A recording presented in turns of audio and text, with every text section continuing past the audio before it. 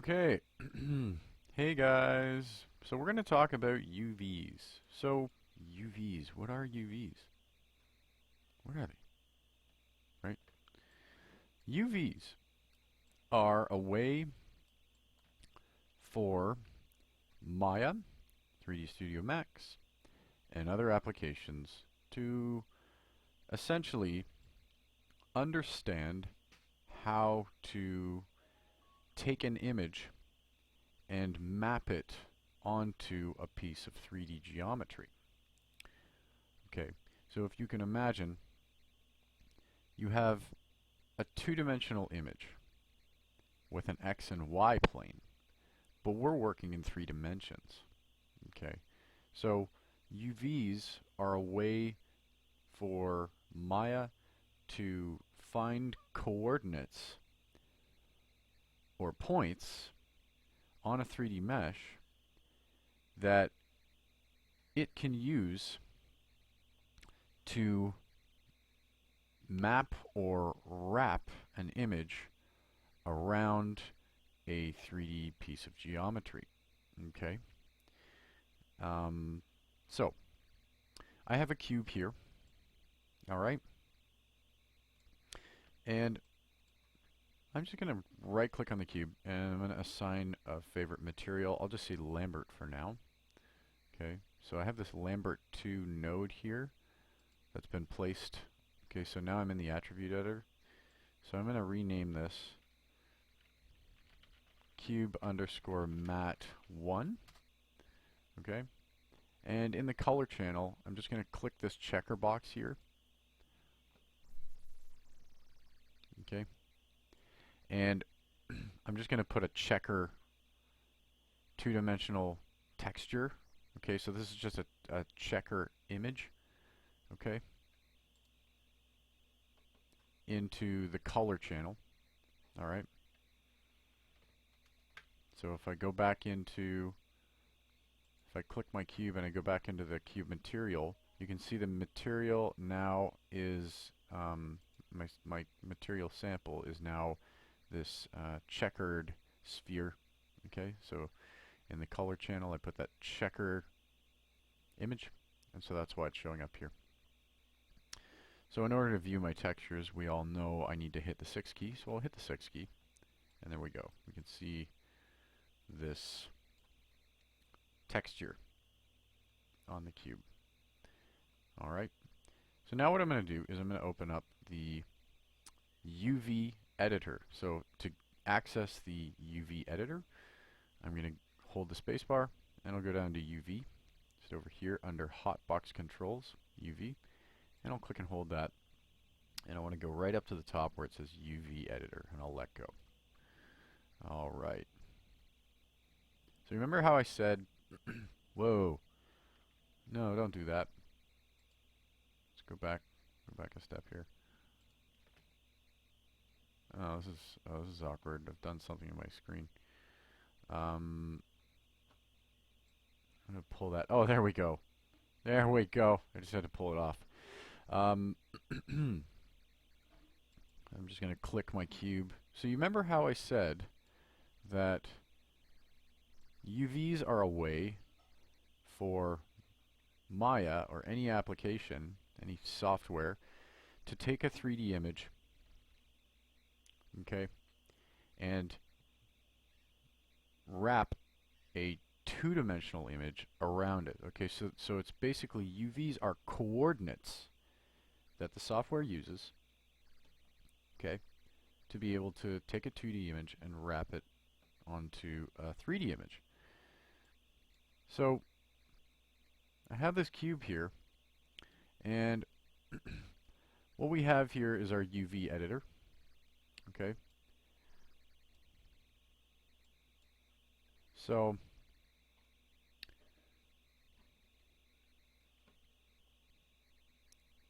as of right now, I'm just going to click off this image. So this is this button up here. This allows me to display the image or the material that I have on the object. So I applied that checker material on the object. I don't want to view it in the UV editor because I can't really see my UV coordinates. Okay, so I'll show you those in 1 second. I'm just going to turn off my image. Okay, so here we can see what you're looking at here are my what are called UVs. Okay, so you were probably asking yourself how. Okay, so UVs are coordinates that Maya uses to wrap a two-dimensional image around a 3D image. Well, the way it does that is it flattens out the geometry so that it knows how to put the 2D image onto the 3D surface, okay? If the surface stayed three-dimensional, or if there wasn't a way for Maya or softwares to flatten out the geometry so that it could understand how to correlate 3D to a 2D surface, a 3D object to a 2D surface, UVs wouldn't work. So the way UVs works is objects need to be unwrapped or flattened out, okay, to be able to project the 2D image onto the 3D surface. So here you can see, some of you may have done this, but it's kind of like that origami project you do in, you know, second grade, where they give you a flat piece of paper, and here's my flat piece of paper, and you remember you sort of cut out the cubes, and then you take this flattened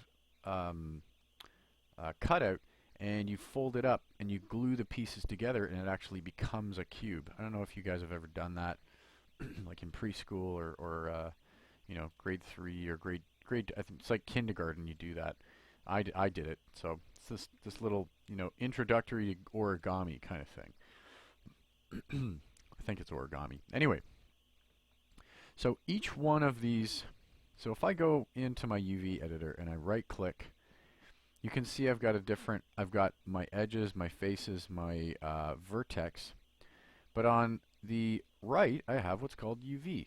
So I can go to UV, okay, in the UV editor, and each one of these, just like on the 3D mesh, each one of these line intersections has a, you know, you could call it a UV, like a vertex. So I can click and drag and grab one of them, and I can hit the W key to go to the move tool, and I can actually move those UV points around. So what essentially I'm looking at here, if you haven't figured it out, is the cube.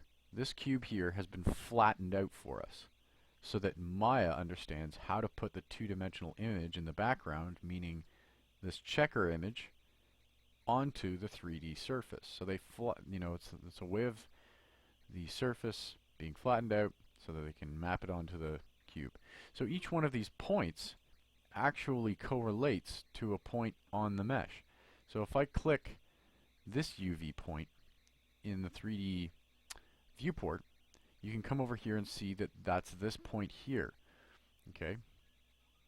Now, watch what happens when I move. So I'm hitting the W key, and because we're working in a two-dimensional space here, I've only got the Y axis and the X axis.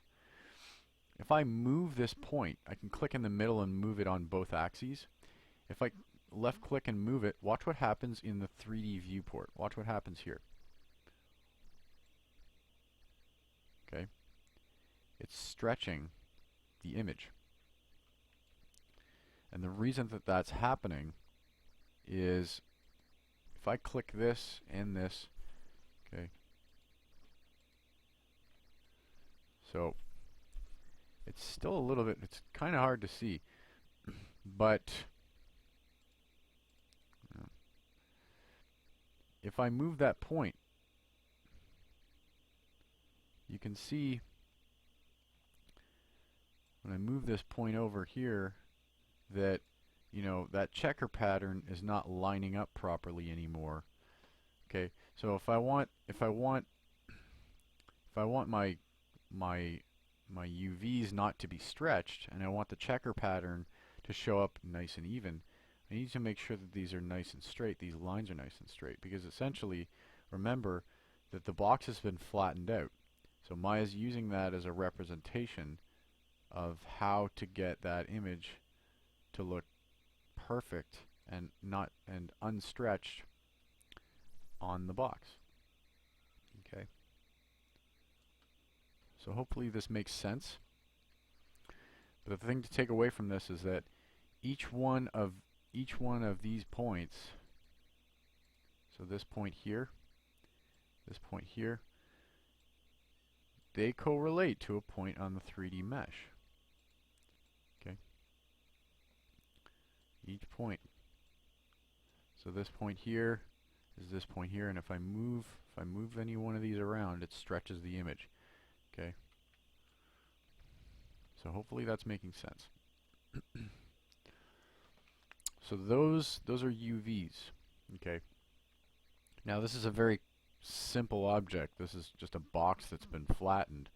But you know, if we had an object like a cylindrical object or something that has a curved shape, you know, then what we have to do is we get into doing some planar projections or cylindrical projections, so that we can take the curved surface and properly lay out the UVs. And the goal here is you want your UVs to be nice and relaxed, and very often you'll throw a texture onto your 3D object, like, you know, your complex 3D object, like a checker pattern. Checker pattern textures are great because it shows, you know, a nice straight pattern.